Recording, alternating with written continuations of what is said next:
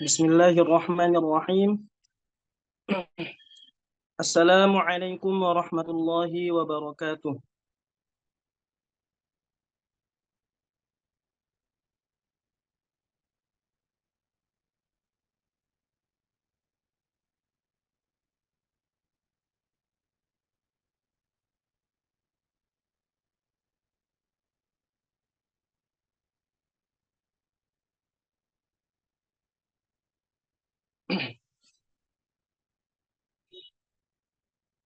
Alhamdulillahi rabbil alamin.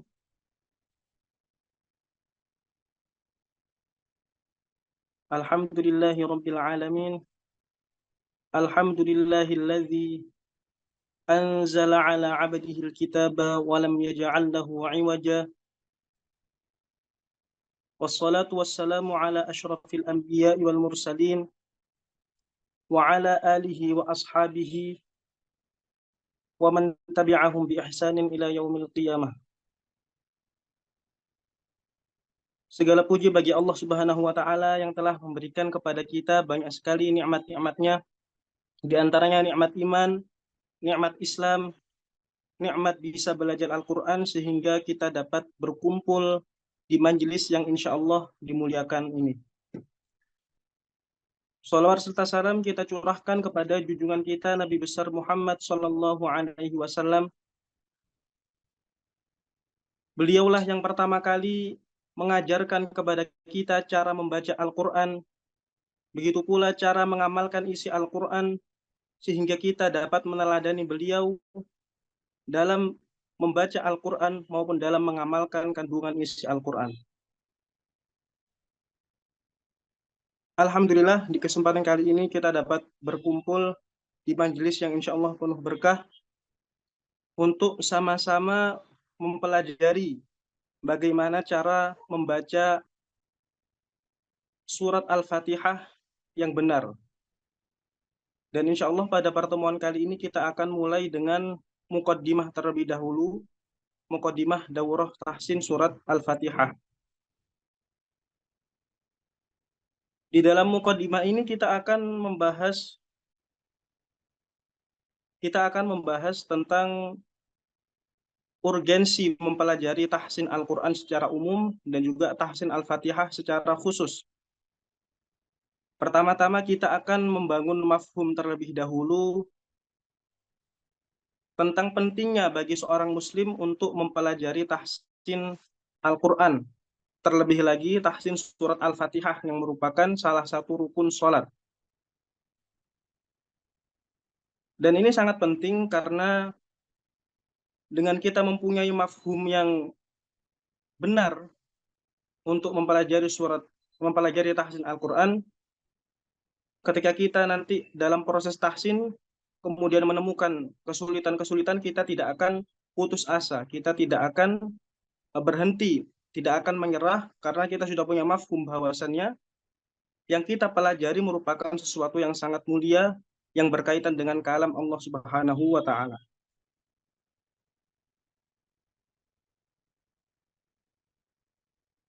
Dan insya Allah kita akan langsung kepada materi tentang sifat bacaan yang dicintai oleh Allah Subhanahu wa taala. Ketika Allah Subhanahu wa taala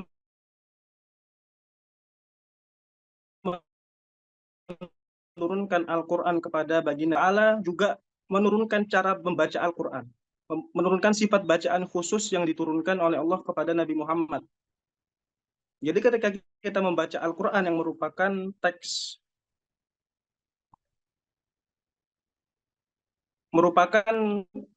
Arab, meskipun Al-Qur'an itu merupakan teks Arab, tapi cara membacanya berbeda dengan cara membaca syair, cara membaca nathar. Ada cara membaca khusus yang diturunkan oleh Allah Subhanahu wa taala ketika menurunkan Al-Qur'an.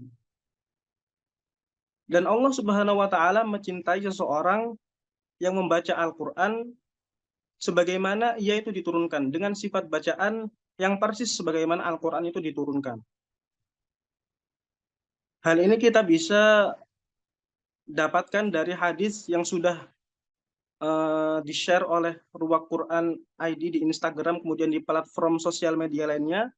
Hadis ini berbunyi, an Zaid bin Thabit an Nabi sallallahu alaihi wasallam, qala, dari Zaid bin Thabit dari Nabi Muhammad sallallahu alaihi wasallam, beliau berkata, jadi perawi hadis ini Zaid bin Thabit yang merupakan, bisa kita katakan, ketua lajnah pentasqih mushaf ditunjuk oleh Abu Bakar, karena Zaid yang muda kemudian hafal dan sudah bermulazamah dengan Nabi Muhammad SAW, sehingga mendapatkan dari Nabi Muhammad langsung Al-Quran itu. Jadi diriwayatkan dari Zaid bin Thabit dari Nabi Muhammad SAW bahwasannya beliau berkata, Innallaha yuhibbu ayyuqra'a hadzal Qur'anu kama unzila. Sesungguhnya Allah Subhanahu wa taala mencintai Al-Quran itu dibaca persis sebagaimana dia itu diturunkan.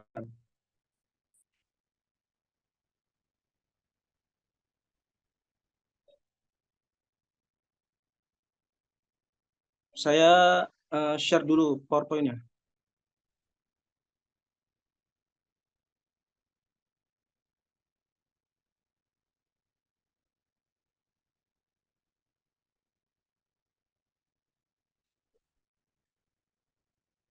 Ya, kita kembali lagi kepada hadis yang diriwayatkan oleh Zaid bin Thabit, bahwasanya Rasulullah Muhammad SAW bersabda, sesungguhnya Allah mencintai seseorang yang membaca Al-Quran persis sebagaimana dia itu diturunkan.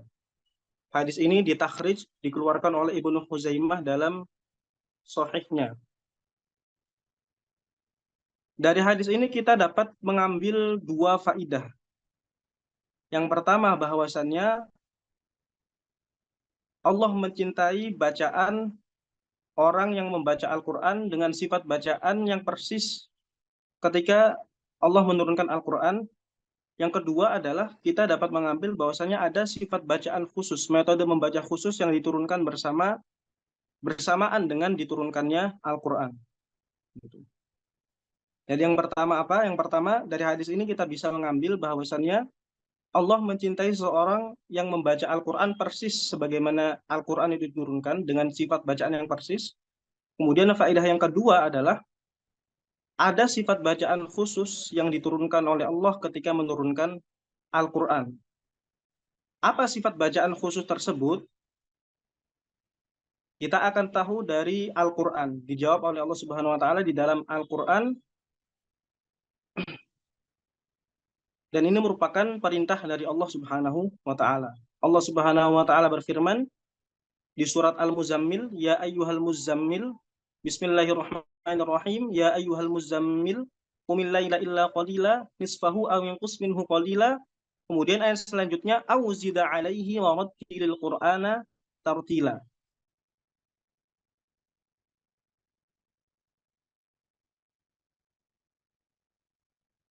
Auzida alaihi wa rattilil qur'ana tartila. Di sini syahidnya adalah firman Allah, wa rattilil qur'ana tartila.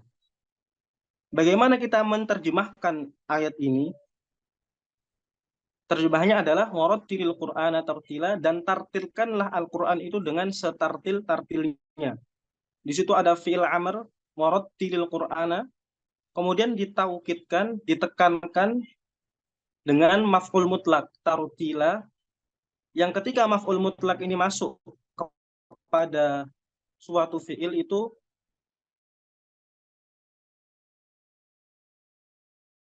memberikan makna penek itu dengan setartil-tartilnya. Kemudian di dalam ayat lain, di dalam surat Al-Furqan, Allah Subhanahu wa taala berfirman, wa qala alladzina kafaru laula nuzila alaihi al-Qur'anu jumlatan wahidah kadzalika linutsabbita bihi fuadaka wa rattalnahu tartila. Dan kami tartilkan Al-Qur'an itu dengan setartil-tartilnya. Ini merupakan penjelasan yang jelas langsung dari Allah Subhanahu wa taala bahwasannya ketika Allah menurunkan Al-Qur'an kepada Nabi Muhammad melalui malaikat Jibril,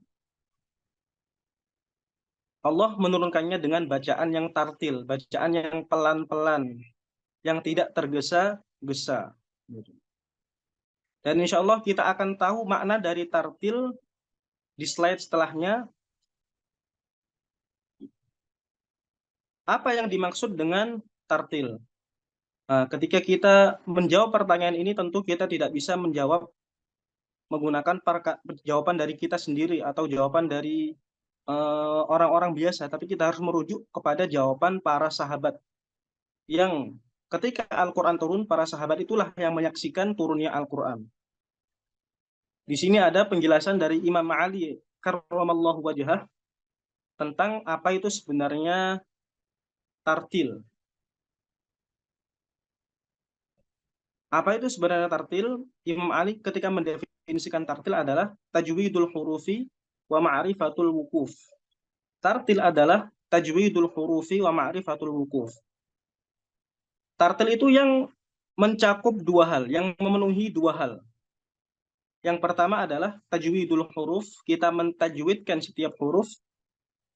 Dengan kata lain, kita mengeluarkan setiap huruf itu dari makhrajnya, kemudian memenuhi sifat-sifatnya, memenuhi sifat-sifat baik itu sifat-sifat yang lazimah ataupun sifat-sifat yang non lazim, atau sifat-sifat yang hak dan sifat-sifat yang mustahak.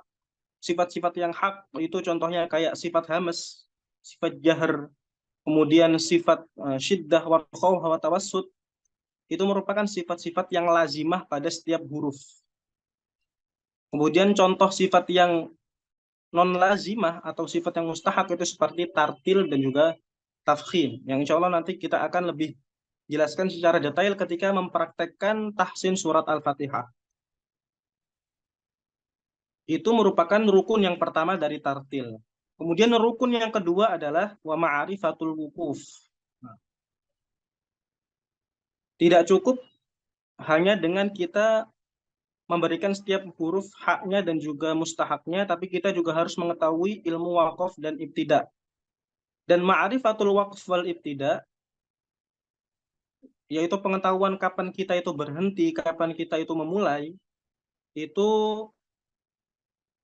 mutawakif, itu tergantung kepada kemampuan bahasa Arab kita. Kalau kemampuan bahasa Arab kita bagus, nahwu sorofnya bagus, ilmu balaghahnya bagus, kita itu dapat berhenti di tempat yang boleh berhenti, dan kita tahu mana tempat-tempat yang itu tidak bisa kita berhenti gitu. Tapi sebagai orang awam, solusinya apa? Kalau misalkan kita belum belajar bahasa Arab, kemudian pengen berhenti di tempat yang benar, yaitu kita solusinya itu ikut kepada tanda wakaf yang sudah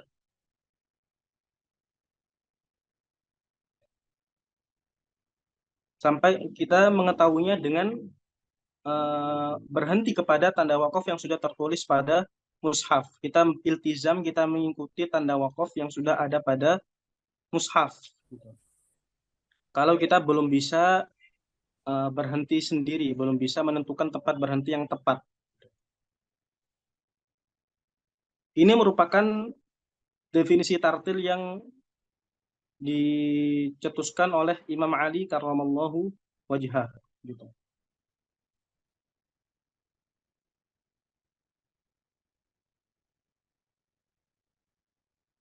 Tadi kan kita sudah membahas tentang urgensi mempelajari tahsin Al-Quran secara umum. Kemudian kita akan berpindah kepada pembahasan urgensi tahsin surat Al-Fatihah secara khusus. Gitu. Kenapa sih kita harus susah-susah mempelajari tahsin surat Al-Fatihah, membenarkan bacaan Al-Fatihah kita? Apakah tidak ada rukhsah bagi kita yang orang a'jam, orang yang bukan Arab, yang sudah terbiasa dengan bahasa selain bahasa Arab? Apakah tidak ada rukhsah bagi kita untuk misalkan membaca Al-Fatihahnya tidak benar gitu? Apakah ada rukhsah? Itu kita akan bahas. Kenapa sih kita harus mempelajari tahsin surat Al-Fatihah? Gitu. Urgensi tahsin surat Al-Fatihah. Yang pertama adalah karena Al-Fatihah ini merupakan salah satu rukun sholat menurut mazhab Imam Asy-Syafi'i. Di dalam hadis Nabi Muhammad SAW bersabda, la sholata liman lam yaqra' bi Fatihatil kitab. Tidak ada salat bagi orang yang tidak membaca Al-Fatihah. Fatihatil kitab maksudnya Al-Fatihah.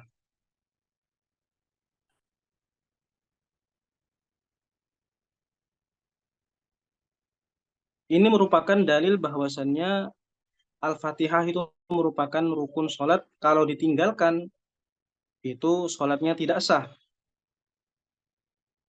Kalau misalkan kita membaca Al-Fatihah, tapi tidak benar, itu juga mempengaruhi keabsahan sholat. Kita nanti insya Allah akan dijelaskan lebih detail. Ini merupakan hadis ini merupakan dalil bahwasannya membaca Al-Fatihah merupakan rukun sholat, salah satu rukun sholat. Kemudian ada dalil lain, ya ini dalil secara logika, secara akal, bahwasanya sholat fardu itu hukumnya wajib. Dalilnya apa? Dari Al-Quran, wa aqimus sholata wa atuz zakah. Ini merupakan dalil bahwasanya sholat fardu itu wajib. Atau dalam firman lain, dalam ayat lain, Allah Subhanahu wa taala berfirman, inna sholata kanat 'alal mu'minina kitabam mauquta. Ini merupakan dalil bahwasannya sholat fardu itu hukumnya wajib. Kemudian di antara rukun sholat fardu adalah membaca surat Al-Fatihah. Dalilnya apa? Dalilnya adalah hadis Nabi Muhammad, la sholata liman lam yaqra' bi Fatihatil kitab. Dan juga dari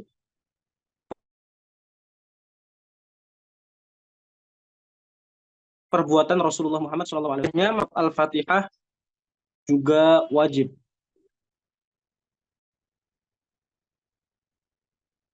Membaca surat Al-Fatihah dengan benar itu juga hukumnya wajib. Kemudian membaca Al-Fatihah dengan benar ketika sholat itu wajib.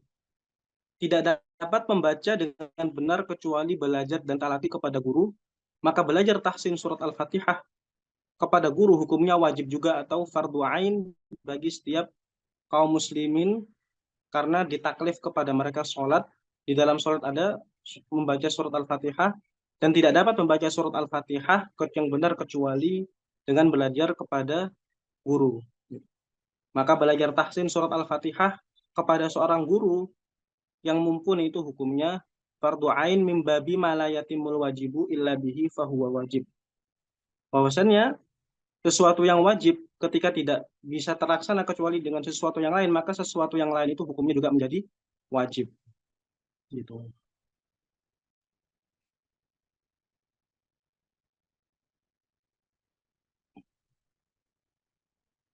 Kemudian kan kita sudah sepakat bahwasannya membaca surat Al-Fatihah dalam sholat itu harus sempurna, harus benar. Kemudian apa yang kita lakukan kalau misalkan ada kesalahan-kesalahan yang itu sengaja atau tidak sengaja kita lakukan ketika membaca surat Al-Fatihah? Maka dari sini kita akan membahas bahwa ada kesalahan-kesalahan yang itu dapat membatalkan sholat, dan juga ada kesalahan-kesalahan yang itu tidak sampai membatalkan sholat. Jadi jenis kesalahan seperti apa yang harus kita hindari ketika kita membaca atau mempelajari ketika kita membaca Al-Fatihah dalam sholat. Secara umum, di sini kita akan membahas tentang lahan dalam membaca Al-Quran. Secara umum, lahan itu terbagi menjadi dua, atau kesalahan dalam membaca Al-Quran itu dibagi menjadi dua. Yang pertama adalah Al-Lahnul Jali. Kenapa disebut sebagai Al-Lahnul Jali? Jali kan artinya zahir atau jelas. Disebut sebagai jali karena orang-orang awam itu dapat mengetahui bahwasannya itu merupakan sesuatu yang salah. Jadi yastawi fi ma'rifatihi baina al-alimi wal awam. Jadi sama-sama ini adalah jenis kesalahan yang sama-sama diketahui oleh orang alim maupun orang awam. Orang-orang yang tidak mempelajari ilmu tajwid itu pasti mengetahui kalau misalkan ada orang yang membaca dan terjatuh kepada kesalahan ini, gitu. Atau ini ada ta'rifnya lebih jelas lagi bahwasannya al-lahnul jali huwal khata'ul ladzi yatara'u 'alal lafzi. Lahnul jali adalah kesalahan yang masuk ke dalam lafadz atau yang terjadi kepada suatu lafal fayukhillu bihi ikhlalan zahiran. Kemudian kesalahan ini tuh merusak lafadz tersebut dengan kerusakan yang jelas.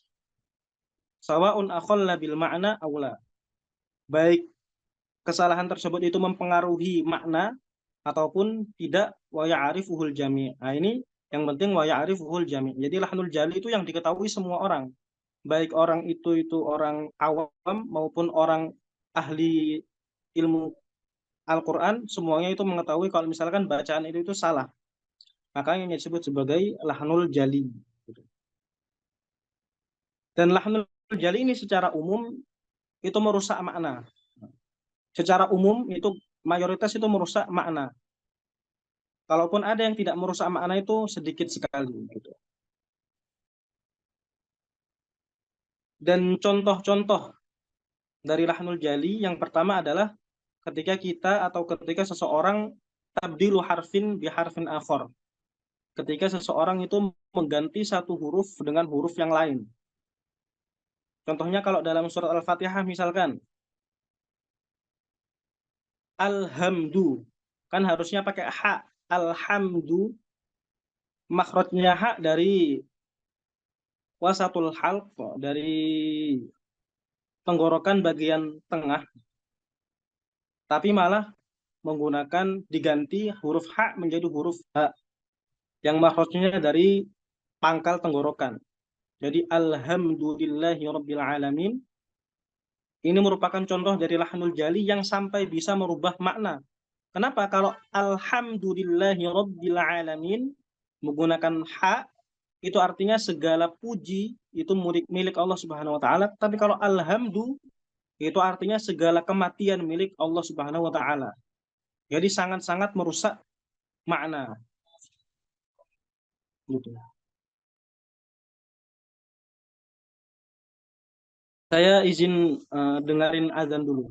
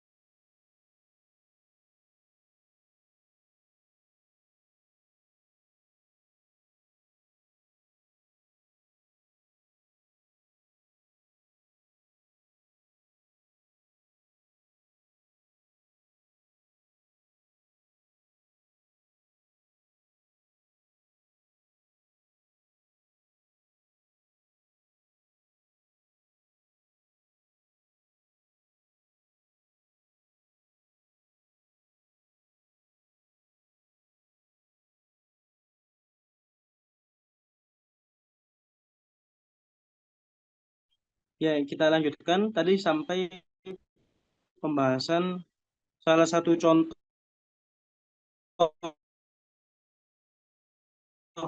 lahan jali adalah ketika kita mengubah huruf ha menjadi huruf ha. Yang ini sangat-sangat berubah makna yang sebelumnya itu artinya segala puji bagi Allah menjadi segala kematian bagi Allah. Dan ini merusak makna, dan kalau misalkan ini terjadi di dalam sholat, kemudian dilakukan dengan sengaja, itu auto batal sholatnya.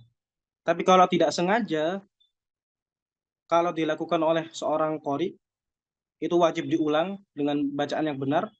Kalau tidak diulang, itu bacaannya menjadi atau sholatnya menjadi batal. Beda lagi kalau misalkan nanti di lahan ini tuh dilakukan oleh seseorang yang masih belajar. Itu nanti beda lagi pembahasannya. Insya Allah kita akan bahas secara lebih detail di slide setelahnya.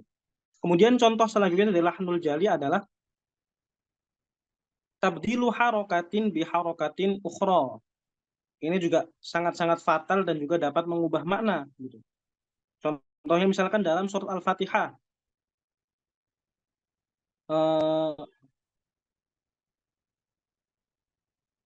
Misalkan Maliki Yaumiddin, jadi misalkan mengubahnya menjadi Malaka Yaumaddin. Harokatnya diubah. Itu jadi berubah juga maknanya. Gitu. Yang harusnya Maliki Yaumiddin artinya raja. Raja bagi Yaumiddin, raja di hari kiamat. Raja pada hari kiamat menjadi Malaka Yaumaddin yang memiliki hari kiamat. Atau yang lebih parah misalkan siratal ladzina an'amtu alaihim. Harusnya kan siratal ladzina an'amta alaihim. Itu juga dapat mengubah makna karena mengubah dhamir yang seharusnya dhamirnya dhamir mukhatab menjadi dhamir mutakallim. Gitu. Kemudian contoh selanjutnya adalah isqatu harfin au ziyadatihi. Kita meninggalkan suatu huruf, lupa atau sengaja meninggalkan suatu huruf ataupun menambahnya. Contohnya di surat Al-Fatihah misalkan. Contoh kesalahan yang dilakukan di surat Al-Fatihah ketika meninggalkan suatu huruf ketika tidak membaca tasdid. Tasdid kan harusnya ada 2 huruf tuh. Dia jadi bacanya iyyaka na'budu wa iyyaka nasta'in. Itu contoh dari menggugurkan atau menjatuhkan suatu huruf. Atau menambahkannya. Apa ya contohnya? Bismillahirrahmanirrahim. Maliki yaumiddin. Iyyaka na'budu wa iyyaka nasta'in. Iyyaka na'buduhu misalkan ditambah wa iyyaka nasta'inuh gitu. Itu juga kalau misalkan dilakukan di dalam sholat secara sengaja itu dapat membatalkan sholat. Kemudian taghyirul harakati bisukuni aw aksi. Ganti harokah menjadi sukun atau mengganti sukun menjadi harokah. Mengganti harokah jadi sukun atau mengganti sukun menjadi harokah. Ini juga merupakan lahnul jali. Yang terakhir adalah ja'alul musyaddadi mukhaffafan aw aksuh. Menjadikan huruf yang musyaddad itu menjadi mukhaffaf, menjadi tidak ada tasydidnya. Seperti contohnya kayak Rabbil alamin iyyaka na'budu wa iyyaka nasta'in. Sebenarnya yang kelima ini termasuk ke poin yang ketiga, yaitu menjatuhkan atau menghilangkan suatu huruf. Poin yang kelima ini sebenarnya sudah masuk kepada poin yang ketiga. Nah, itu merupakan lahnul jali. Kemudian ada yang disebut sebagai lahnul khafi. Kenapa disebut lahnul khafi? Khafi kan artinya kesalahan yang itu tersembunyi, yang samar. Dikatakan samar karena yang mengetahuinya itu cuma para ulama tajwid atau para qurra wal huffaz. Orang-orang awam biasa itu tidak mengetahuinya. Orang-orang yang tidak belajar tajwid itu tidak mengetahui kesalahan tersebut. Apa ta'rifnya? Huwa al-khata'ul ladzi yatra'u 'ala al-lafzi fayukhillu bi husnil lafzi wa rawnaqihi dunal ma'na wa ya'rifuhu ahlul fanni faqat. Lahnul khafi adalah kesalahan yang masuk ke dalam lafaz, kemudian dia merusak keindahan lafaz tersebut. Merusak pesona ataupun raunak itu artinya kesempurnaan yang dimiliki oleh lafaz tersebut. Tapi tidak sampai merusak makna. Wa ya'rifuhu ahlul fanni faqat. Dan kesalahan dan lahnul khafi ini hanya diketahui oleh orang-orang yang mempelajari ilmu tajwid. Contohnya misalkan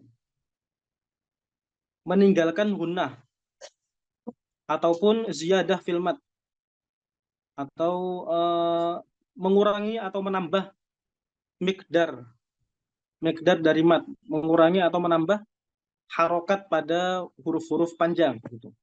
Atau ya misalkan gini, membaca firman Allah ayat ke-6 surat Al-Baqarah, innal ladzina kafaru sawa'un 'alaihim a anzartahum am lam tunzirhum la yu'minun. Innal ladzina kafaru, gunnahnya tidak disempurnakan dua harokat. Harusnya kan innal ladzina kafaru, tapi dia bacanya innal ladzina kafaru, kemudian sawa'un 'alaihim. Harusnya kan 4 harokat, dia cuma baca sawa'un 'alaihim. A'anzartahum, harusnya ikhfa'nya 2 harokat, dia baca a'anzartahum am lam tunzirhum la yu'minun. Ataupun baca huruf yang harusnya mufakham menjadi muraqqaq. Misalkan ada yang baca Ar-Rahmanir Rahim. Ar-Rahmanir Rahim. Itu kan harusnya roknya itu tebel, tapi dibaca tipis. Itu juga merupakan lahnul khafi. Kemudian idgham. Idghamnya tidak disertakan dengan gunnah. Misalkan wa minan nasi may yaqulu atau ya seperti itu, tidak disertakan gunnahnya gitu. Harusnya kan ada gunnah 2 harokat. Dalam riwayat Hafiz, wa minan nasi may yaqul, wa minan nasi may yaqulu amanna billah. Nah, ini merupakan jenis-jenis kesalahan di dalam membaca Al-Quran. Ada lahnul jali, ada lahnul khafi, dan kita akan bahas konsekuensinya. Hukum lahnul jali ketika sholat. Lahnul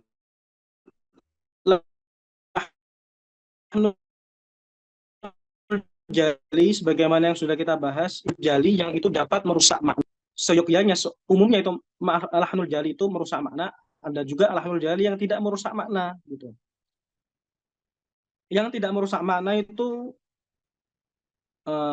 tidak membatalkan sholat, tapi yang merusak makna itu dapat membatalkan sholat. Kemudian dibagi lagi, lahnul jali yang dapat membatalkan sholat atau yang mengubah makna ya. Lahnul jali yang mengubah makna itu kita lihat apakah itu terjadi atau dilakukan ketika membaca Al-Fatihah atau membaca surat selain Al-Fatihah, yaitu setelah Al-Fatihah selesai kemudian kan membaca surat pendek. Misalkan ada yang keliru, misalkan baca salah hafalan, misalkan itu kan lahnul jali. Misalkan baca yang paling sering itu misalkan baca qul ya ayyuhal kafirun la a'budu ma ta'budun wala ana 'abidum ma 'abadtum. Itu kan lahnul jali. Kebalik-balik surat Al-Kafirun. Itu merupakan lahnul jali tapi tidak membatalkan sholat.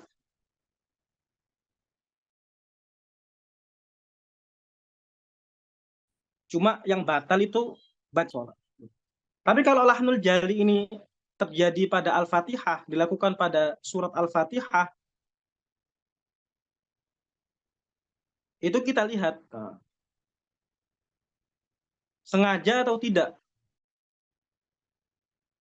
Kalau sengaja, auto batal sholatnya karena dia bermain-main dengan Al-Quran.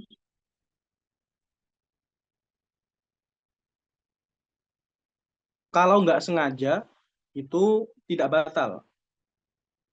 Dengan syarat kalau dia orang yang membaca Al-Quran dengan bagus, itu harus diulang lagi.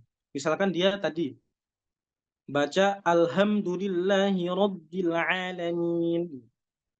Nggak sengaja, baca ketukar hak menjadi hak. Gitu. Harus diulang, wajib diulang. Kalau nggak diulang, sholatnya batal. Harus diulang pakai hak. Alhamdulillahi Rabbil Alamin.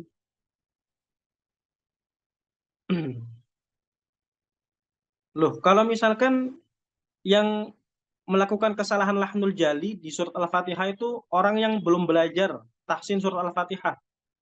Orang yang belum atau orang yang masih dalam proses mempelajari bacaan Al-Fatihah yang benar.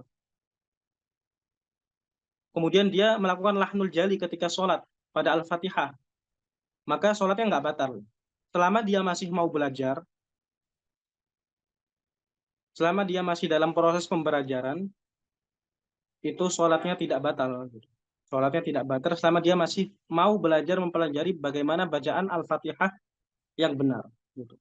Jadi gimana caranya kita mengangkat dosa kita kalau misalkan bacaan Al-Fatihah kita itu masih belum benar? Satu-satunya jalan adalah dengan belajar, datang kepada guru yang dianggap mumpuni, yang dianggap eh, punya kualitas, yang dianggap punya sanad, ya, sehingga bacaan Al-Fatihah kita itu menjadi benar. Dan insya Allah selama proses belajar kita sampai benar itu kita tidak akan mendapatkan dosa. Gitu. Karena tadi sudah kita bahas di awal bahwasannya membaca Al-Fatihah ketika sholat itu hukumnya fardu ain bagi setiap kaum muslimin dalam mazhabnya Imam Syafi'i.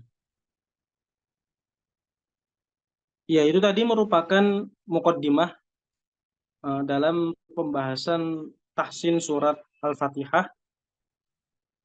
Semoga dengan kita tahu membaca urgensi membenarkan bacaan Al-Qur'an, kemudian urgensi membenarkan bacaan Al-Fatihah, kita dapat belajar dengan serius, kita dapat eh, tidak gampang menyerah ketika kita mendapatkan kesusahan dalam mempelajari ilmu tajwid atau ilmu tahsin.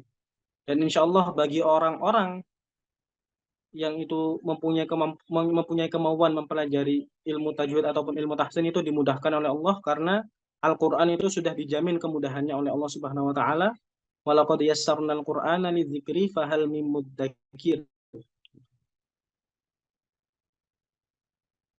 Kemudian dalam ayat lain Allah Subhanahu Wa Taala berfirman, Toha ma anzalna 'alaikal Qur'ana litashqa. Tidaklah kami turunkan Al-Quran untuk kamu bersusah payah. Jadi kemudahan Al-Quran secara hafalan, secara cara membacanya, secara pembelajarannya itu insya Allah sudah dijamin kemudahannya oleh Allah Subhanahu wa Ta'ala. Dan insya Allah kita akan langsung praktek atau anak akan mencontohkan bagaimana bacaan Al-Fatihah yang benar dan anak akan menyebutkan kesalahan-kesalahan yang biasanya dilakukan oleh orang-orang awam ketika membaca Al-Quran.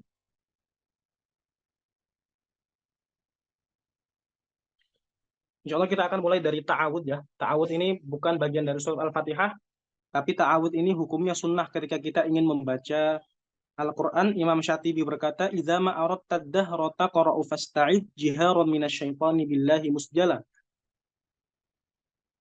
Jika engkau hendak memulai membaca Al-Quran, bacalah ta'awud, bacalah isti'adzah sebagai bentuk apa? Sebagai bentuk jiharan minasyaitan, sebagai bentuk perlindungan diri dari syaitan. Insya Allah kita akan mulai mempelajari uh, seperti apa sih ta'awudz yang benar. Bismillahirrahmanirrahim. Ana contohkan pelan-pelan ya. A'udzu billahi minasyaitonir rajim. Kita bedah satu persatu, kalimat per kalimat, huruf per huruf. Pertama, a'udzu, a'udzu, a'udzu. Di sini ada hamzah.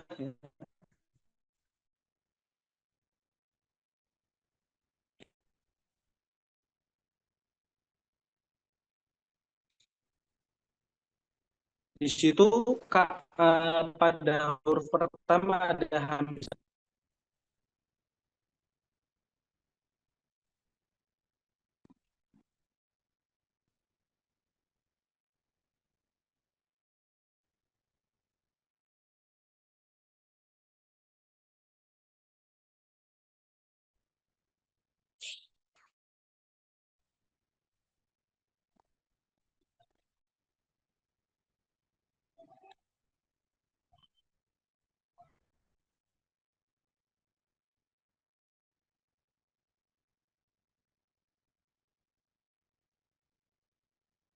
Ya, kita mulai kalimat pertama yaitu nah,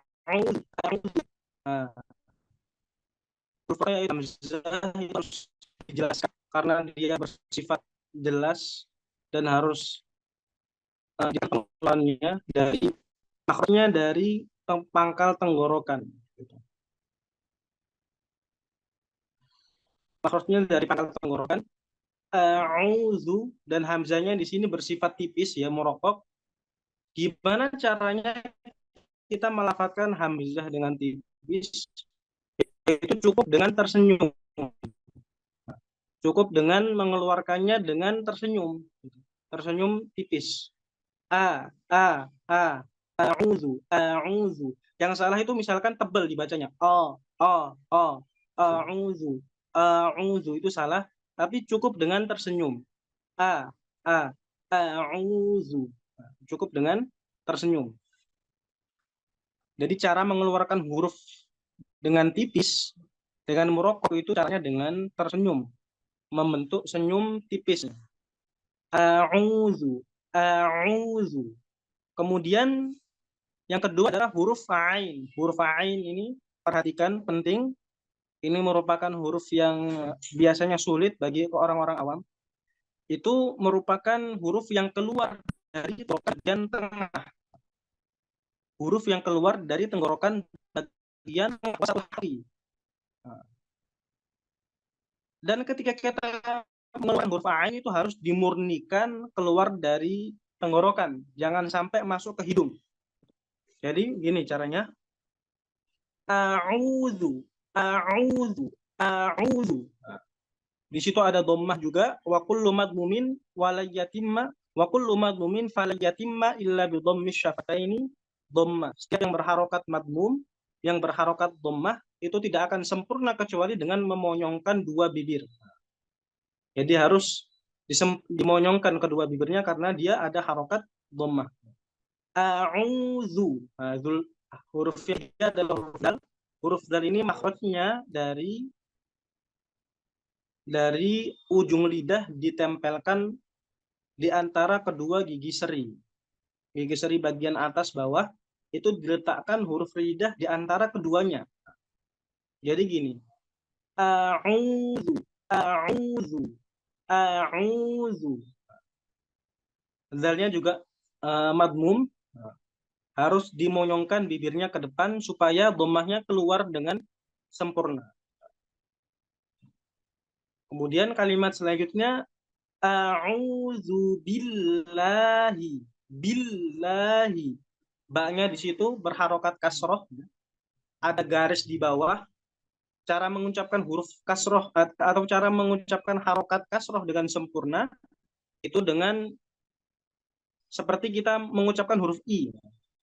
Billahi, billahi, makhraj ba itu dari kedua bibir. Billahi, kemudian setelahnya ada huruf lam yang bertasydid.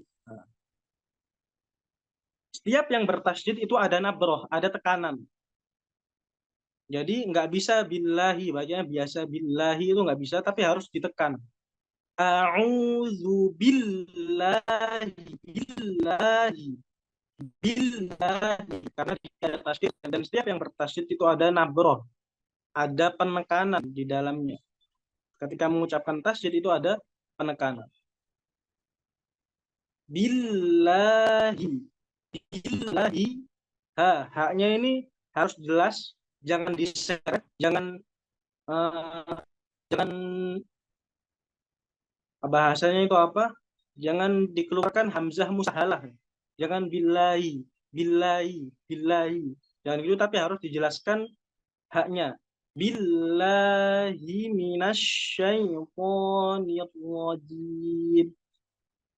Kemudian selanjutnya billahi mina, minnya juga berharokat kasroh, harus disempurnakan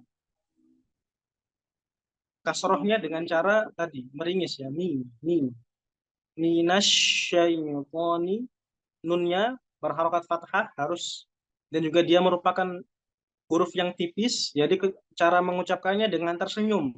Mina, jangan mino, mina itu tebal, tapi harus dengan tersenyum. Minasyaiton, dan shin yang bertasydid juga ada nabroh.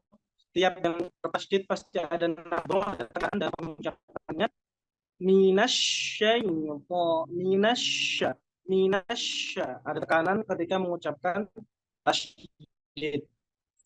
Kemudian setelah huruf shin, nah huruf shin ini makhrajnya itu ada di salah satu lisan. Minasya, minasya,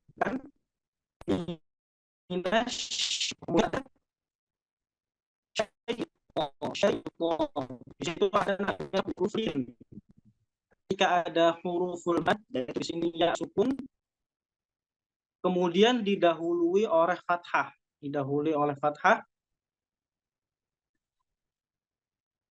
ini merupakan huruf lin. Apa ta'arifnya huruf lin? Ta'arifnya huruf lin adalah ikhraju harfin bisuhulah. Kita mengeluarkan hurufnya itu mudah. Jadi tidak ada penekanan sama sekali. Bukan minasyaiton, itu kan ada penekanan, tapi kita mengeluarkan hurufnya itu secara perlahan, secara lembut, secara halus, secara mudah. Minas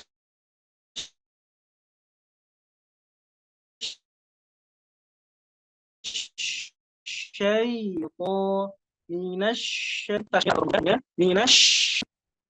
Kemudian selanjutnya ada huruf to. Huruf to ini juga merupakan huruf yang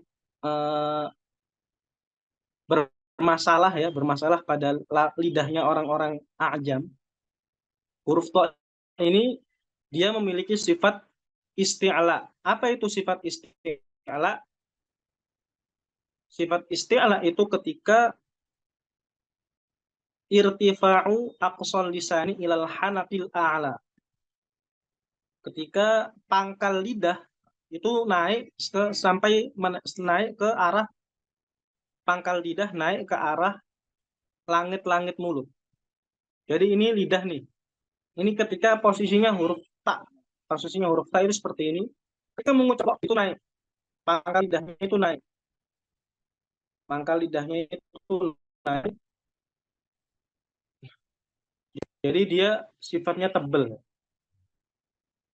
Gimana cara pengucapannya? Minasyaiton, minasyaiton, minasyaiton, nirrajim. Dan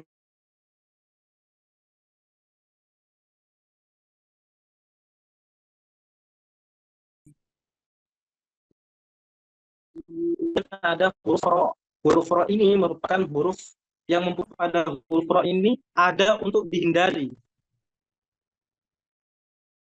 Jadi salah kalau kan kita mengucapkan oroknya gini. Minasyaitonirrajim, nirrajim. Kenapa salah? Karena di situ ada huruf ro satu aja, gitu. Huruf ro-nya satu aja, sehingga maksimal itu hanya ada satu getaran. Kalau kita menggetarkannya lebih dari sekali, itu seakan-akan kita menekan huruf ro jadi banyak, gitu. Yang harusnya ada satu. Kalau kita getarkan lidahnya itu kali-kali, itu seakan-akan kita menambahkan huruf ro-nya menjadi 3-5 ro. 3 sampai 5 atau 6 ro, bahkan 10 ro. Padahal cuma ada satu ro. Atau di sini 2 ro karena musyaddad ya. Di sini 2 ro karena musyaddad. Karena ada tasydid. Minasyaitonir rajim. Jadi cuma digetarkan sekali aja lidahnya. Naik turun sekali aja. Gimana cara menghindari sifat takrir pada huruf ro? Caranya dengan memiringkan, berikan sifat inhiraf, memiringkan sedikit lidah kita. Kan terjadi getaran karena lidah kita tetap pada tempatnya sehingga naik turun. Tapi kalau kita belokkan lidahnya, itu insya Allah kita akan terhindar dari sifat tikror. Jadi gimana pelafalannya? Minasyaitonir rajim. Kemudian selanjutnya huruf jim. Huruf jim ini keluarnya dari pertengahan lidah, sama seperti syadda. Cuma bedanya kalau huruf jim ini bagian tengah itu nempel ke langit-langit mulut di atas. Jadi nggak ada udara yang keluar. Nggak ada udara yang keluar.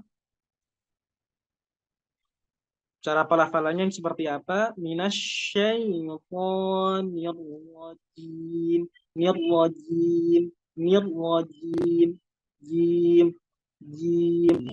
Minasyaitonir rajim. Nah, itu juga ini berharokat kasroh, jadi disempurnakan kasrohnya jangan sampai menjadi e. Minasyaitonir rajim, jim, itu salah, tapi harus disempurnakan kasrohnya. Minasyaitonir rajim. Terakhir itu ada huruf mim, ada huruf i, kemudian setelahnya ada huruf mim. Huruf mim ini uh, makhrajnya dari syafatain ya. Kemudian dia punya sifat asut. Jadi jangan dipotong langsung. Ar-rajim, tapi nggak boleh seperti itu ya. Tapi harus ar-rajim. Dibiarkan mengalir terlebih dahulu sedikit. Minasyaitonir rajim. Nah, seperti itu. Tentu di sini ada namanya mat arid ya, mat arid disukun. Jadi boleh 2, 4 atau 6 harokat. Insya Allah nanti kita akan bahas secara detail ketika belajar ilmu tajwid. Karena di sini kita fokus kepada lafaz-lafaz dan kesalahan-kesalahan yang sering dilakukan ketika orang-orang membaca surat Al-Fatihah. Gitu.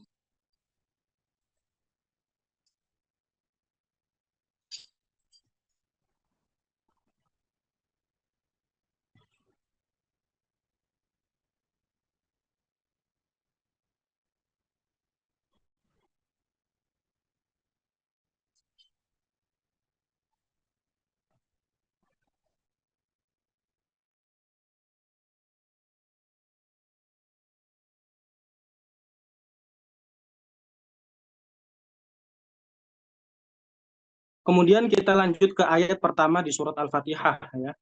Ayat pertama di surat Al-Fatihah yaitu basmalah. Kita mulai kalimat pertama. Enggak, anak baca secara sempurna dulu.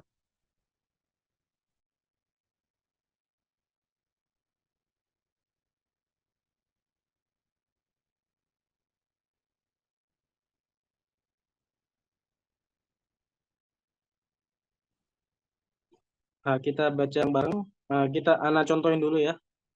Bismillahirrahmanirrahim.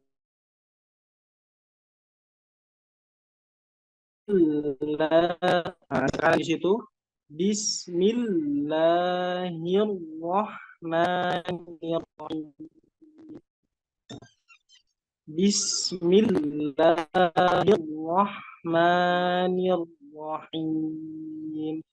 Kalimat pertama, baknya berharokat kasroh, disempurnakan kasrohnya, jangan sampai seperti huruf E.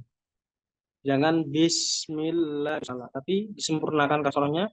Bismillah. Kemudian ada huruf mim, mimnya juga berharokat kasroh. Kemudian selanjutnya ada huruf lam, lafzul jalalah pada huruf lam yang sehingga harus diberikan nabroh, diberikan tekanan. Bismillahirrahmanirrahim. Bismillah, bismillah, bismillah, bismillahi. Hanya harus jelas, berharokat kasroh harus jelas, diseret. Bismillahirrahmanirrahim. Kemudian kalimat Ar-Rahman, di situ roknya berharokat fathah, harus dibaca dengan tebal. Harus dibaca dengan tebal dan diberikan nabroh.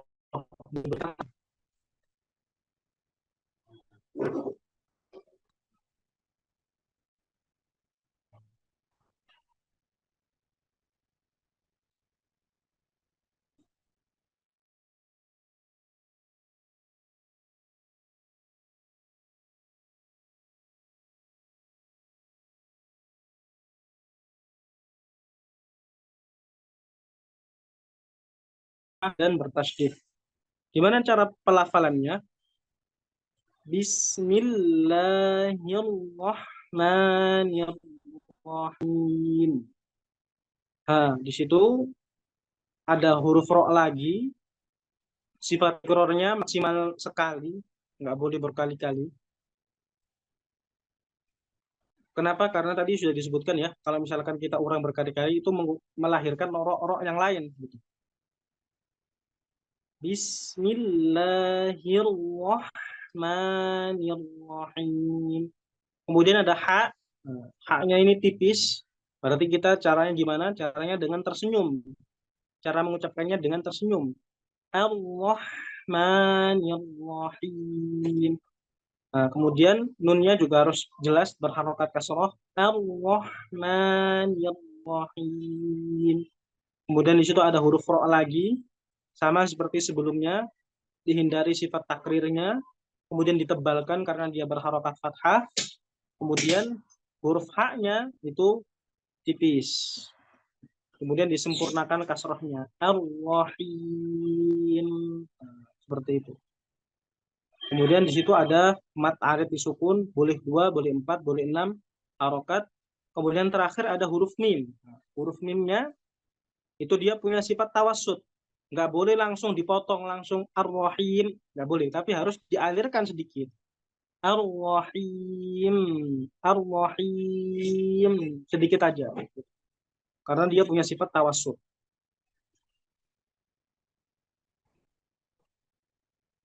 Kemudian kita pindah ke ayat kedua dari surat Al-Fatihah. Sebelumnya kita contohkan lagi ya, bareng-bareng. Anak sendiri maksudnya. Bismillahirrahmanirrahim. Bismillahirrahmanirrahim. Bismillahirrahmanirrahim. Juga amat tabi'inya pada kalimat Ar-Rahmanir-Rahim itu atau Bismillahirrahmanirrahim itu hanya boleh 2 harokat, tidak boleh lebih dari 2 harokat. Jadi gimana? Bismillahirrahmanirrahim. Seperti itu. Kemudian lanjut ke ayat kedua dari surat Al-Fatihah. Alhamdulillahi Rabbil Alamin. Hamzahnya berharokat fathah. Alhamdu. Alhamdu. Dijelaskan hamzahnya. Ditipiskan juga. Caranya dengan tersenyum. Alhamdu. Kemudian haknya juga tipis. Dan dengan tersenyum juga haknya. Alhamdu. Alhamdu. Kesalahan yang sering itu kita memantulkan qalqalah. Kita memantulkan huruf lam. Jadi alhamdu. Alhamdu. Itu kesalahan yang biasanya dilakukan oleh orang-orang awam. Padahal huruf lam ini bukan termasuk huruf qalqalah. Gitu. Jadi cara bacanya gimana biar gak mantul? Sama seperti huruf ro, ada diberikan sifat inhiraf. Dimiringkan lidahnya ini lidah dimiringkan ke kiri ataupun ke kanan gitu. Supaya tidak mantul. Alhamdulillahi Rabbil Alamin. Kemudian huruf H tipis juga. Caranya dengan tersenyum sama alhamdu. Alhamdu. Huruf dalnya itu dari toroful lisan, dari ujung lisan. Kemudian disempurnakan juga harokat dhammahnya. Jangan alhamdu. Alhamdu. Itu salah. Tapi harus sempurnakan harokat dhammahnya. Wa kullu madmumin falayatimma illa bidhammis syafataini dhamma. Tiap yang berharokat madmum itu tidak akan sempurna harokatnya kecuali dengan memonyongkan kedua bibir. Alhamdu. Alhamdu. Kemudian lidahnya jangan naik ya. Lidahnya harus stabil. Harus tetap dalam keadaan istifal, dalam keadaan datar. Jangan naik. Karena kalau naik nanti jadi tebel, jadi huruf isti'la. Alhamdulillahi. Kemudian lamnya disuruh ada tasdid lagi. Lillahi. Harus diberikan nabroh, harus diberikan tekanan. Lillahi. Haknya juga harus jelas. Nggak boleh diseret, nggak boleh jadi tashil nanti. Harus dijelaskan haknya. Lillahi rabbil. Rabbi. Di situ ada huruf tasdid juga. Diberikan nabroh, diberikan tekanan. Jadi setiap huruf bertasydid itu ada nabroh, ada tekanan selain pada huruf nun bertasydid dan mim yang bertasydid. Itu tidak boleh ada nabroh. Tapi kalau lam bertasydid, ba yang bertasydid, ro yang bertasydid, itu semua harus diberikan nabroh, diberikan tekanan ketika membacanya. Alhamdulillahi rabbil alamin. Rabbila, rabbila itu salah. Nggak boleh. Nggak boleh mantul karena lam bukan termasuk dari huruf qalqalah, tapi harus dibaca dengan inhiraf, dimiringkan lidahnya supaya tidak mantul. Rabbil alamin. Huruf ainnya juga, huruf ainnya dikeluarkan secara murni dari tenggorokan bagian tengah. Al-alamin. Al-alamin. Ainnya juga tipis dengan tersenyum caranya. Al-alamin. Kemudian lamnya juga tipis. Kemudian mimnya berharokat kasroh, disempurnakan harokat kasrohnya. Al-alamin. Itu ada mata arid disukun 2, 4, atau 6 harokat. Dan terakhir itu ada huruf nun. Huruf nun itu salah satu sifatnya tawassut, jadi jangan langsung dipotong. Jangan al-alamin, jangan gitu, tapi harus dialirkan. Al-alamin. Nah, seperti itu. Anak praktekkan dari awal, dari alhamdulillah. Alhamdulillahi rabbil alamin.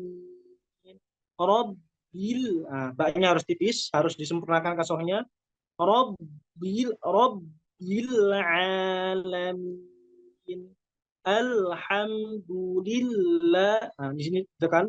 Alhamdulillahi rabbil alamin. Rabbil alamin. Seperti itu. Kemudian lanjut ke ayat yang ketiga. Ayat yang ketiga, Ar-Rahmanir Rahim. Ar-Rahmanir Rahim. Ar-Rahmanir Rahim. Di situ ada hamzah, hamzah wasol, tipis dengan tersenyum. Kemudian ada setelahnya huruf ro bertasydid, ada naber, diberikan tekanan di situ, tapi pengulangan sifat takrirnya cuma sekali. Ar-Rahman, Ar-Rahmanir Rahim. Nah, seperti itu. Ini cuma pengulangan dari basmalah ya. Ar-Rahman, ma-nya tipis, ni-nya dilasin, disempurnakan kasrohnya. Nir-Rahim. Nah, Ar-Rahim di situ ada nabar juga. Ditekan hamzanya tapi tipis ya. Ar-Rahmanir Rahim. Haknya tipis, disempurnakan harokat kasrohnya, kemudian mimnya dialirkan, jangan langsung dipotong. Ar-Rahim. Seperti itu.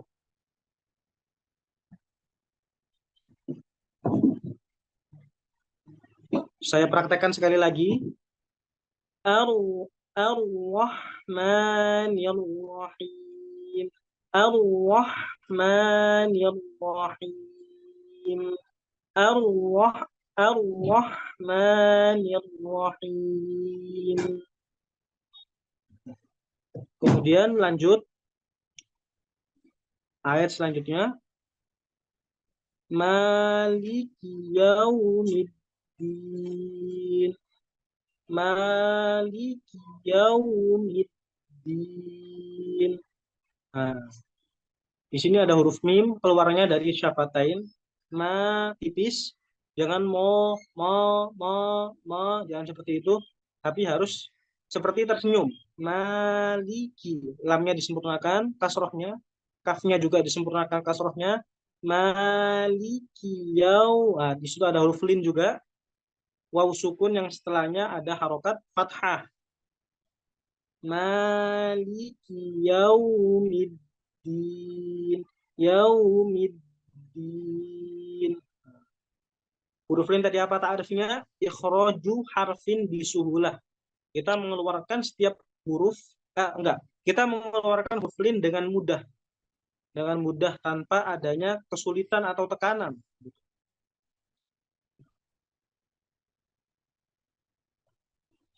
Maliki yaumiddin. Itu ada huruf mimnya, kemudian huruf dal yang bertasydid, ada huruf dal yang bertasydid, itu ada nabroh di situ, ada tekanan di situ. Jangan dibaca maliki yaumiddin, yaumiddin, jangan seperti itu, tapi harus ada tekanan. Yaumiddin, yaumiddin, yaumiddin, seperti itu. Yaumiddin. Ada nun di situ diberikan sifat tawasutnya, dialirkan huruf nunnya sedikit. Kemudian di akhir itu ada yaumiddin, itu juga ada mat arid disukun, boleh 2, boleh 4, boleh 6 harokat.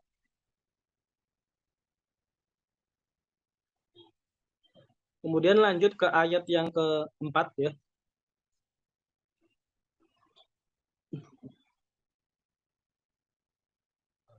Bismillah. Iyyaka na'budu. Iyyaka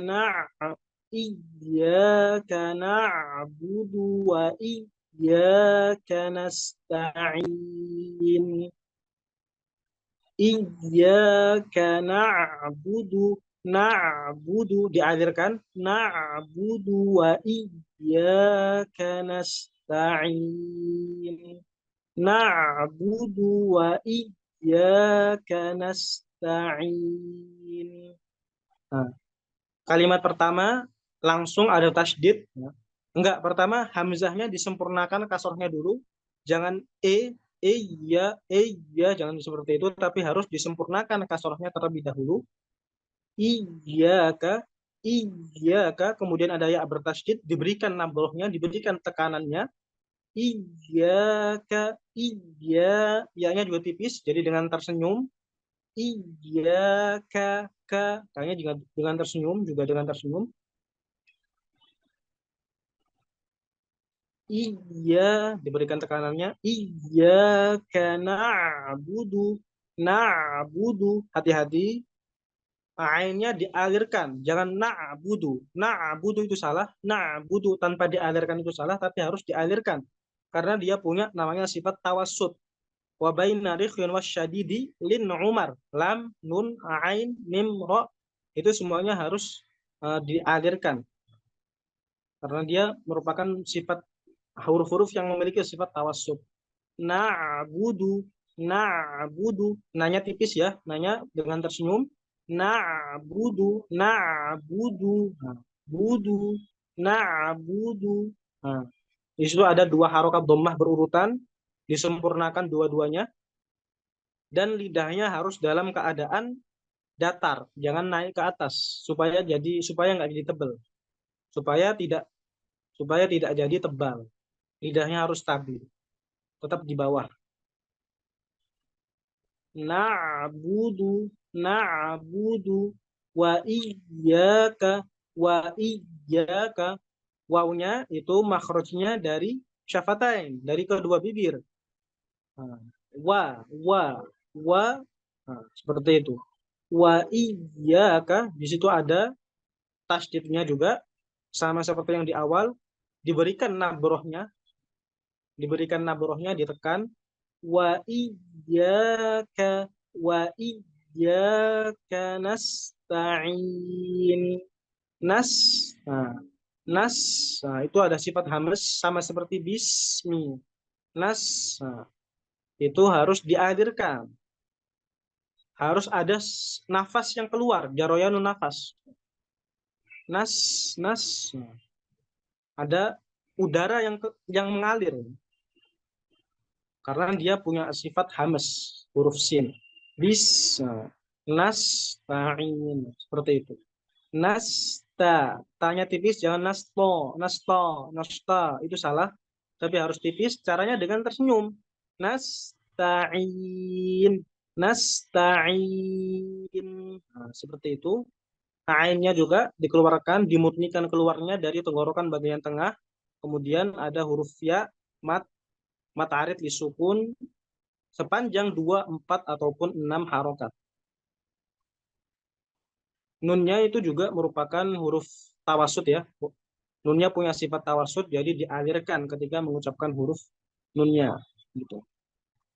Nasta'in. Nah, seperti itu. Jangan langsung dipotong. Nasta'in. Jangan seperti itu. Tapi dialirkan sedikit. Nasta'in. Nasta'in. Seperti itu. Nasta'in.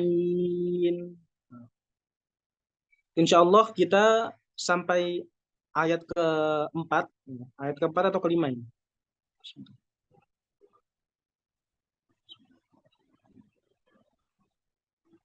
Ayat kelima ya.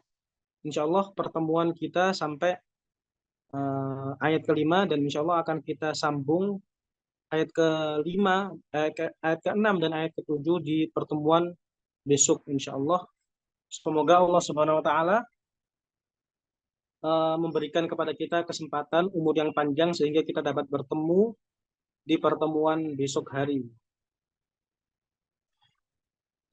Sebelum saya tutup, mungkin ada yang mau bertanya, ada pertanyaan.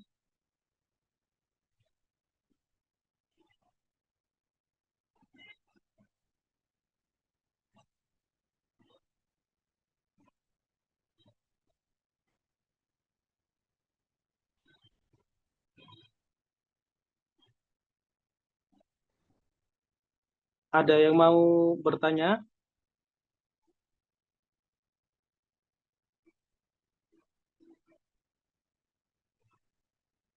Ini ada pertanyaan dari Ustadz Robi. Cara mengeluarkan ro-nya supaya tidak takrir Ustadz seperti apa? Nah, huruf ro supaya tidak takrir itu dengan dimiringkan, lidahnya itu dimiringkan. Tadi kayak misalkan Bismillahirrahmanirrahim.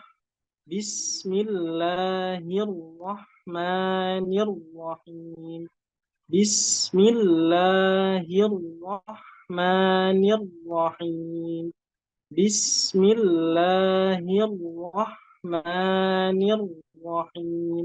Bukan tidak boleh takrir, cuma sekali aja. Sekali aja takrirnya, getarannya cuma sekali, naik turunnya sekali, langsung dimiringkan setelah itu.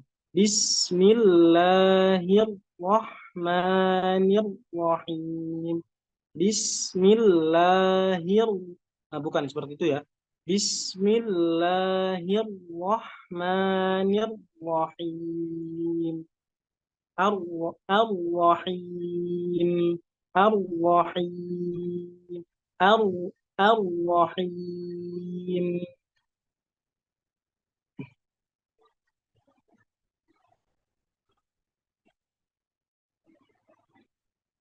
Itu tadi dimiringkan lidahnya. Ar-Rahim. Ar-Rahman. Ar-Rahmanirrahim. Ar-Rahmanirrahim. Itu tadi. Cara supaya tidak takrir itu dimiringkan. Dan insya Allah nanti dilatih sendiri di rumah. Huruf ro-nya seperti itu. Kemudian ada pertanyaan lain. Cara mengeluarkan ain agar tidak keluar dari hidung Ustadz. Iya, itu juga susah ya, lumayan susah. Karena kita sudah terbiasa mengeluarkannya dari hidung, biasanya karena itu. Gimana caranya? Caranya latihan. Ya. Jadi ditutup hidungnya. Au, au. Ini masih keluar nih, masih keluar. a'udzu, a'udzu, a'udzu, a'udzu, a'udzu, a'udzu. Ditutup hidungnya, kemudian dikeluarkan huruf ainnya, dan itu perlu latihan supaya ainnya itu murni keluar dari tenggorokan bagian tengah. Kalau katanya Imam Ibnul Jazari, iya sebentar ya. Kalau katanya Imam Ibnul Jazari, walaisa bainahu wa baina tarkihi illa riyadatum mri'in bifakihi. Tidak ada perbedaan. Jadi yang membedakan antara orang yang menguasai ilmu tajwid dan tidak itu ada pada banyaknya latihan. Jadi harus banyak latihan. Inhiraf pada huruf ro itu maksudnya seperti apa? Inhiraf itu kita memiringkan roknya sedikit dari dari harusnya kan kalau misalkan nggak inhiraf kan mantul dia mantul karena ke atas ke bawah. Nah supaya nggak ke atas ke bawah itu dimiringkan ke samping. Allah, Ar-Rahman, Ar-Rahmanir-Rahim, Ar-Rahmanir-Rahim, Ar-Rahmanir-Rahim. Kemudian eh, tandanya tidak masuk hidung itu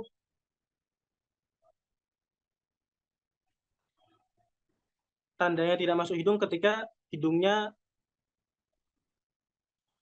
ketika apa kalau tandanya masuk hidung itu ketika hidungnya ikut bergetar gitu. Ikut kita nggak bisa mengeluarkan huruf ain kalau misalkan tertutup. Itu tandanya kita mengeluarkannya dari hidung.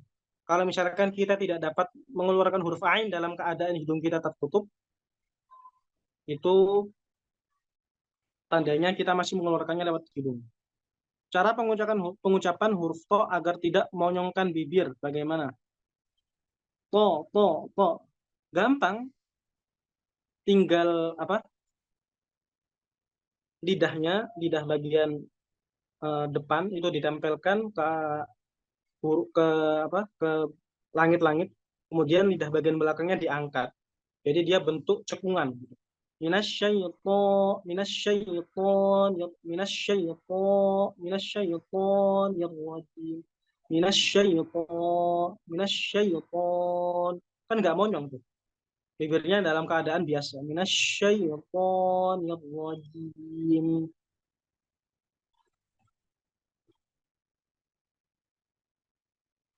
Ya, ini merupakan catatan juga ya, bahwasanya huruf to itu tidak ada amal dari bibir. Karena makhrajnya itu murni dari lidah, jadi tidak ada amal pada bibir. Kecuali kalau misalkan to-nya harokatnya dhammah. Khutu, yaitu berat khutu, wala tattabi'u khutuwatis syaiton. Khutu, nah itu baru to-nya bibirnya monyong karena berharokat dhammah. Tapi selama tidak berharokat dhammah, to-nya itu tidak boleh monyong karena tidak ada karena huruf to tidak dikeluarkan dari bibir tapi dikeluarkan dari lidah.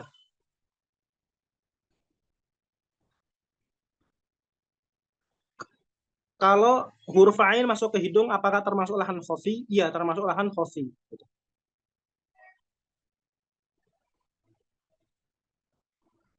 Termasuk lahan khafi. Karena tidak sempurna mengeluarkan huruf ainnya gitu. A'i'u, a'i'u, termasuk lahan khafi. Kemudian pertanyaan selanjutnya, huruf kaf memiliki sifatul huruf apa, Ustadz? Huruf kaf itu sifat hurufnya pertama hamas. Jadi fahaslahu syakhsun sakat, mahmusuha fahaslahu syakhsun sakat. Jadi termasuk yang memiliki sifat hamas itu huruf kaf. Apa artinya hamas? Yaitu jaroyanun nafas. Ketika nafas itu bisa mengalir ketika melafalkan huruf kaf. Kemudian punya sifat apa lagi? Ajid, kotin. Kemudian dia juga punya sifat syadidah. Artinya tidak ada suara yang keluar ketika tidak ada suara yang mengalir ketika huruf kaf telah diucapkan. Jadi nggak boleh misalkan yastak yastakbirun yastakbirun. Jadi yang keluar itu cuma udaranya aja, bukan suara. Yastakbirun yastakbirun. Jangan yastak itu tidak boleh seperti itu.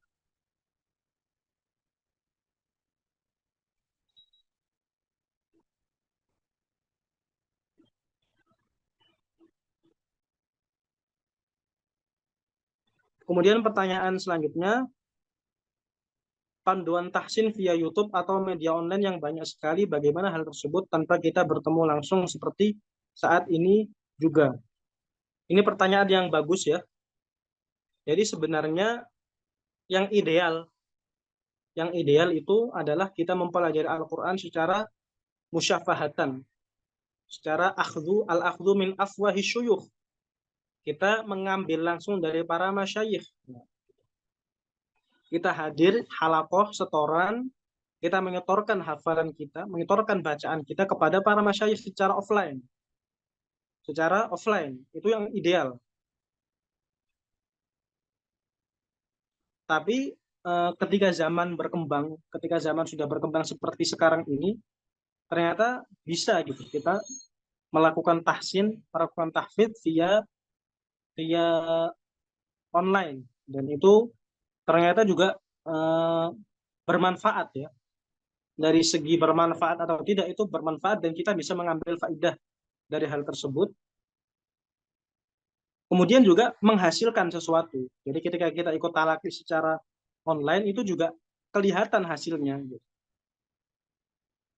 Sama seperti kita talaki secara offline maupun, tapi ingat bahwasanya talaki secara offline itu merupakan lebih ideal bila syak itu merupakan talaki yang matlub. Yang matlub selain antum belajar online itu antum harus punya guru juga secara offline.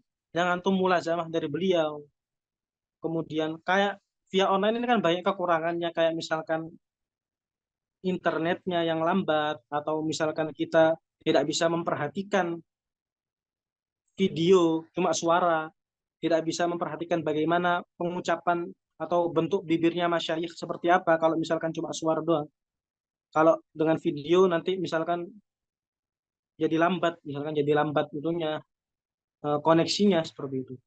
Jadi afdolnya itu kita punya guru di luar atau di rumah ya, guru di rumah yang mengajarkan tahsin kita secara offline. Tapi tidak melarang juga kalau misalkan kita belajar tahsinnya via online gitu.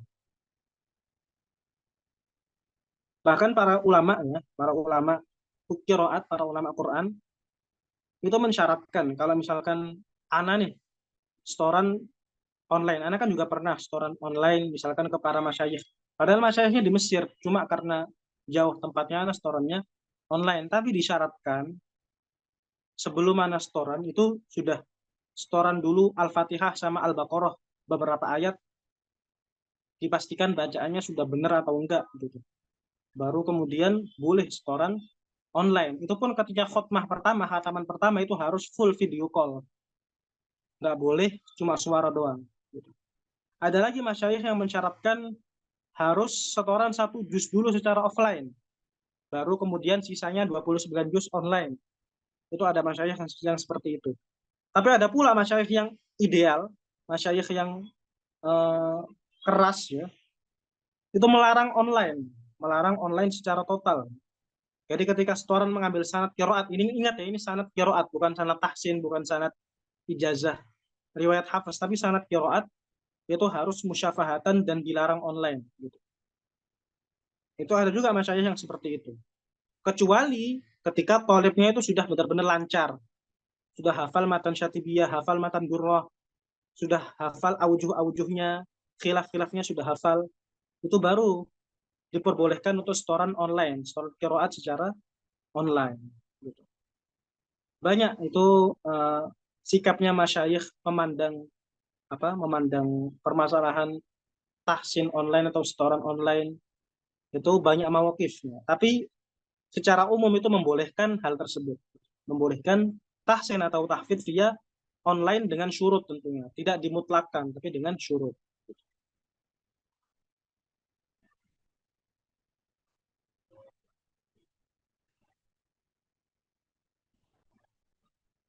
Ya, mungkin sampai sini ya pertemuan kita pada malam hari ini di waktu Indonesia. Semoga apa yang kita upayakan, semoga apa yang kita pelajari dapat kita amalkan, dapat bermanfaat, dapat kita ajarkan kepada teman-teman kita, kepada kerabat kita, gitu. Dan anak kasih satu nasihat ya sebelum anak tutup, bahwasannya yang paling penting dari tahsin Al-Quran itu ketika antum selesai ikut tahsinnya, yaitu ketika antum mengulang lagi di rumah. Percuma antum ikut daurah tahsin 3 kali, 5 kali, 10 kali, tapi kalau misalkan tidak dipraktekkan ketika antum membaca Al-Quran, nanti insya Allah ada kelas-kelas khusus. Di kelas-kelas khusus itu nanti antum akan mendapatkan mulahadhat, mendapatkan koreksi dari saya maupun dari ustadz yang lain. Gitu.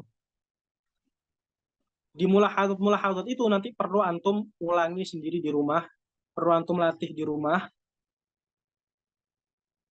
perlu antum praktekkan ketika antum membaca Al-Quran.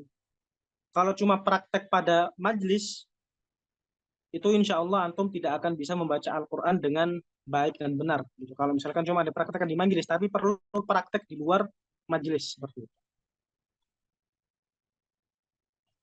Ya mungkin itu yang bisa Ana sampaikan. Kalau ada kesalahan datangnya dari saya pribadi, dan kalau ada kebenaran datangnya dari Allah Subhanahu wa Ta'ala. Wabillahi taufik wal hidayah. Waridha wal inayah. Wassalamualaikum warahmatullahi wabarakatuh. Waalaikumsalam warahmatullahi wabarakatuh.